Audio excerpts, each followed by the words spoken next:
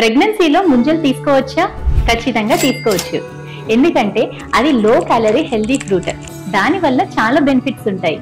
First, ముంజల్లో మనకి చాలా అవసరమైన vitamins like vitamin A, C, E, K ఉంటాయి. And minerals like iron, calcium ఉంటాయి. అవి ప్రెగ్నెన్సీలో బేబీ గ్రోత్ అండ్ డెవలప్మెంట్ కి చాలా హెల్ప్ఫుల్ ఉంటుంది.